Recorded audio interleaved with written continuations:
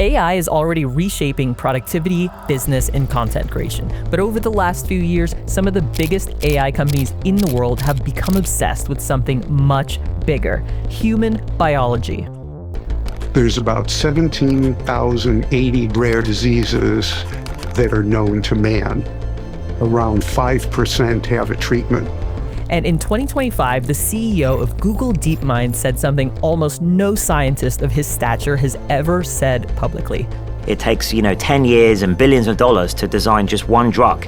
We could maybe reduce that down from years to maybe months or maybe even weeks. It would revolutionize human health. And I think one day, maybe we can cure all disease with the help of AI.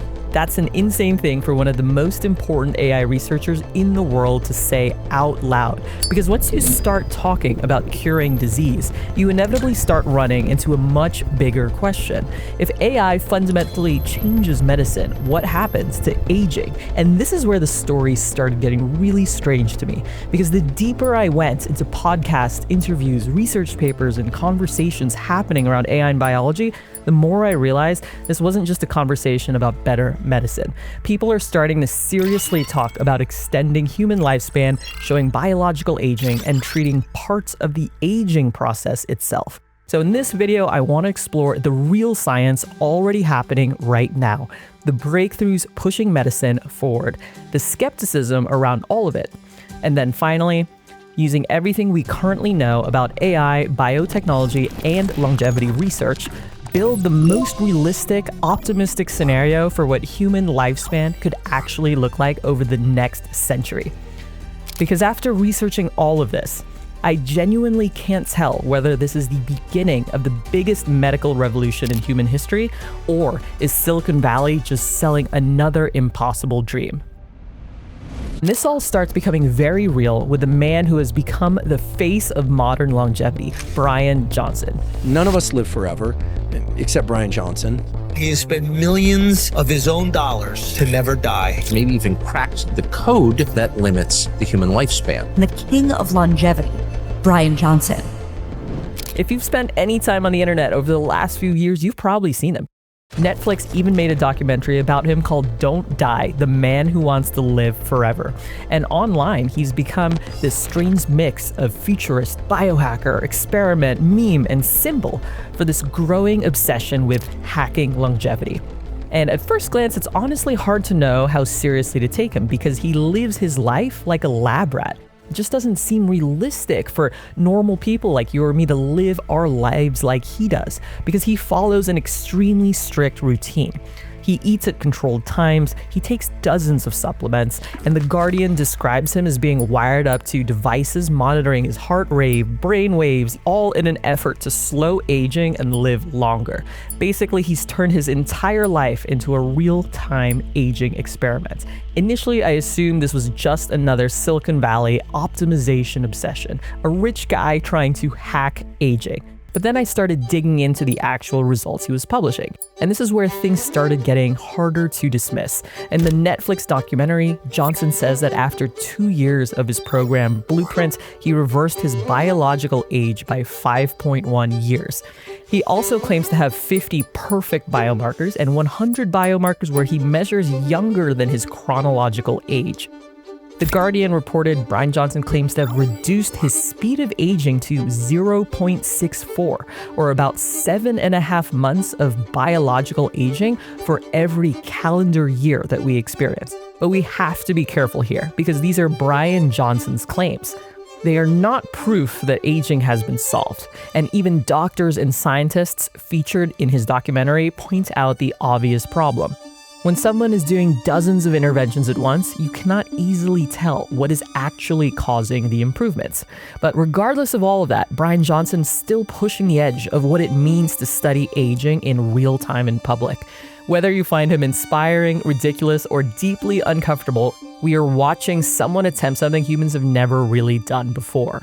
Even if this is a very expensive, highly self-reported, one-person experiment, it's still fascinating to watch in real time, and it raises a much bigger question.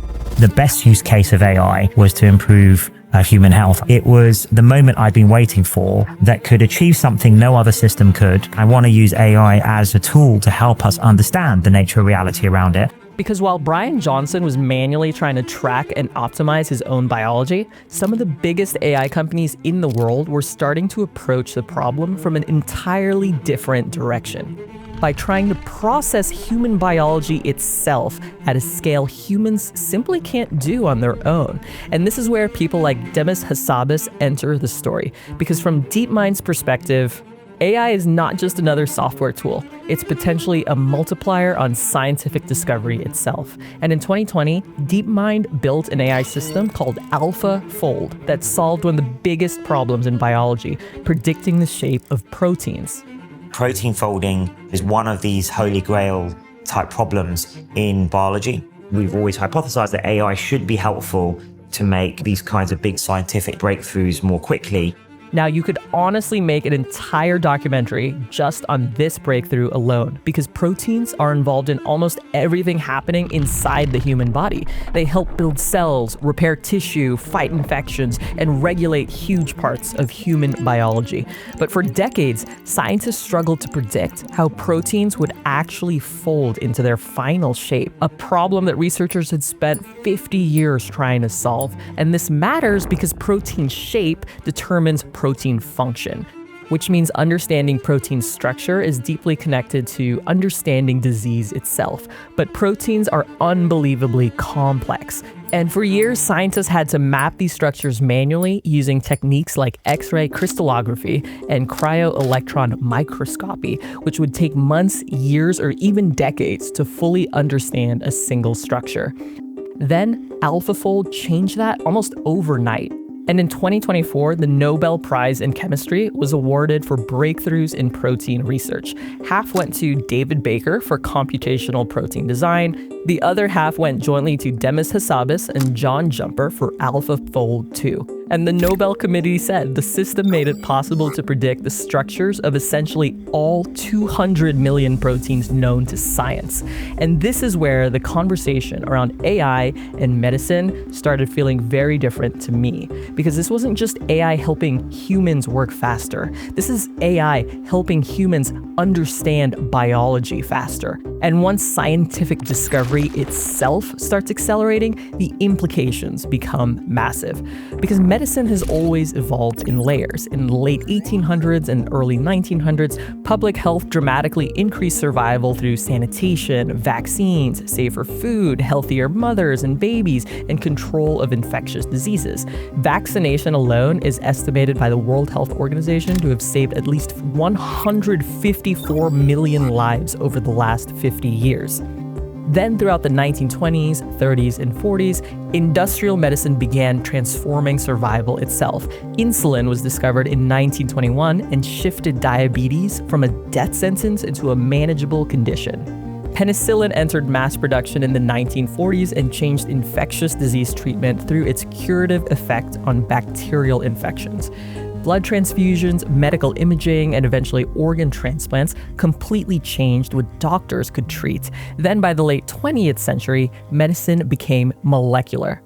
The Human Genome Project launched in 1990 and created a reference sequence of the human genome. Modified mRNA or messenger RNA research accelerated through the 2000s and later became foundational to mRNA vaccine technology.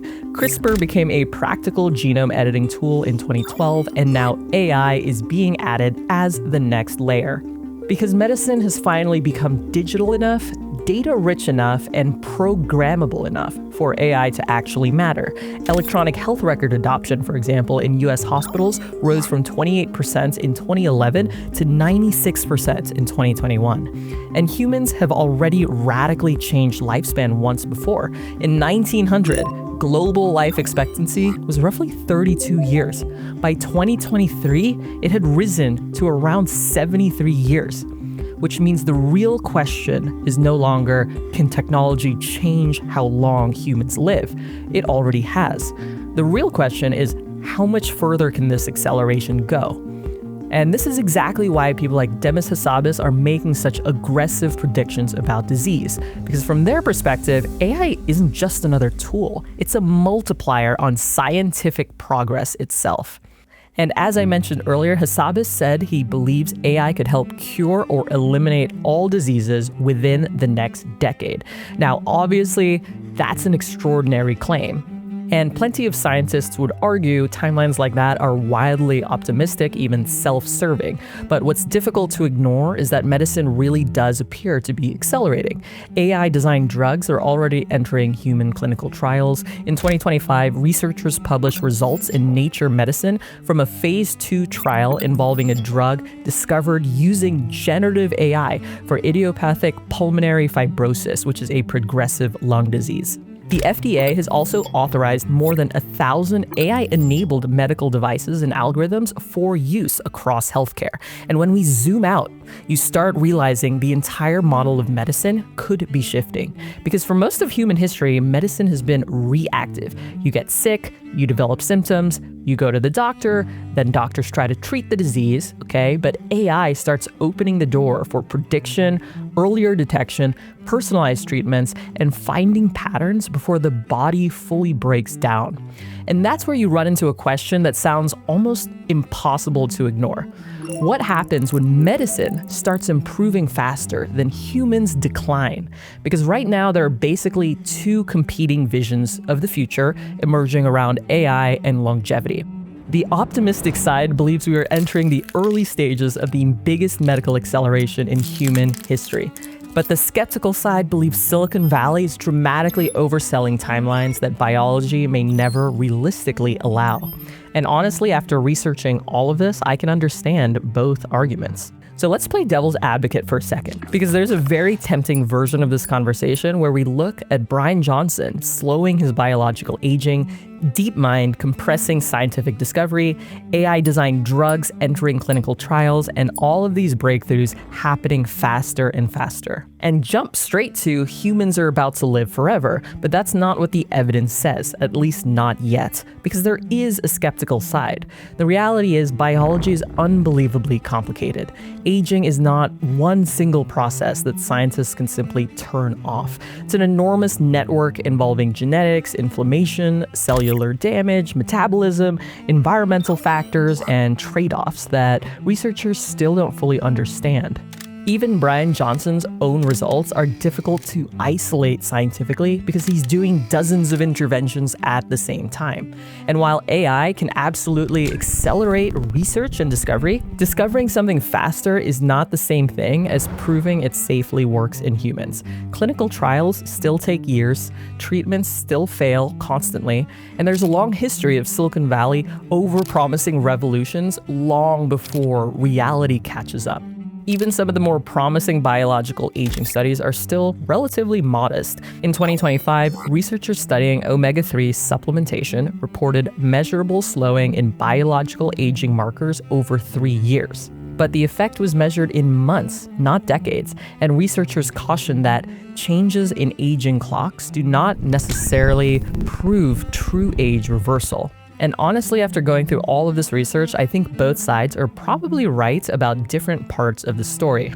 Because I don't think the evidence says humans are suddenly becoming immortal. It's what happens when medicine starts improving faster than the human body is declining. And researchers have a term for this idea: longevity escape velocity. The theory that medicine could eventually extend human life faster than the body's natural decline. And even researchers inside this field disagree massively on timelines. Some people think we're decades away, but there's a very interesting case that started last year. In 2025, a biotech company called Loyal received FDA recognition for a drug designed to extend the lifespan of senior dogs. And dogs develop many of the same aging-related problems humans do: cancer, cognitive decline, organ deterioration, and if scientists can successfully slow biological aging in mammals, then we're on the precipice of something really exciting. Now, obviously, none of this means humans suddenly become immortal. And I want to be very clear here. There's absolutely no scientific consensus that humans are anywhere close to living forever. But after researching all this, I got curious. So I asked AI a simple question. If you extrapolate the current trajectory of medicine, biotechnology, and artificial intelligence, what would the wildly optimistic scenario actually look like? And honestly, the answer was pretty fascinating. Between now and roughly 2035, we enter what AI described as the prediction era. Not where aging gets cured, but where AI becomes dramatically better at understanding biology than humans alone. And honestly, we're already seeing early versions of this now. AlphaFold compressed a protein folding problem that scientists struggled with for over 50 years. AI-designed drugs are already entering human clinical trials, and large biological datasets are becoming easier to model as medicine becomes increasingly digital. So the optimistic argument is that by the mid-2030s, AI may become extremely good at identifying disease risk before obvious symptoms appear, because it gets trained on enormous amounts of biometric, genetic, imaging, and clinical data that humans simply cannot process at the same scale. And instead of medicine mostly reacting to disease after your body breaks down, it can start predicting deterioration much earlier. Then somewhere between roughly 2035 and 2050, AI predicts we enter what it calls the repair era. And this is where the conversation starts getting much stranger. Because instead of simply managing disease, medicine slowly begins repairing biological damage directly. And again, parts of this are already beginning to happen. Scientists are already researching senolytics, which target aging cells that stop functioning properly but refuse to die. Stem cell therapies are advancing, gene editing is becoming more precise, and researchers are actively studying partial cellular reprogramming, where cells are chemically pushed toward a younger biological state. So the optimistic scenario, according to AI, is that by the 2040s, AI-assisted biology dramatically accelerates those systems because multiple technologies begin compounding at the same time. And eventually, medicine starts shifting from treating symptoms to repairing the underlying damage itself. And then somewhere between 2050 and 2070, this is where AI predicts the truly radical possibilities appear. The beginning of longevity escape velocity itself, the idea that medicine may eventually improve the body faster than the body deteriorates, which is not immortality because humans would still pass away from accidents, catastrophes, or diseases we still fail to solve, but aging itself may start looking less like an unavoidable decline and more like a manageable condition. And honestly, the biggest bottleneck at that stage may not even be the body anymore, it may be the brain itself. Now, personally, I still don't know whether Silicon Valley is dramatically overselling all of this. Maybe biology turns out to be much harder than we think. Or maybe we're watching the very beginning of medicine becoming something fundamentally different.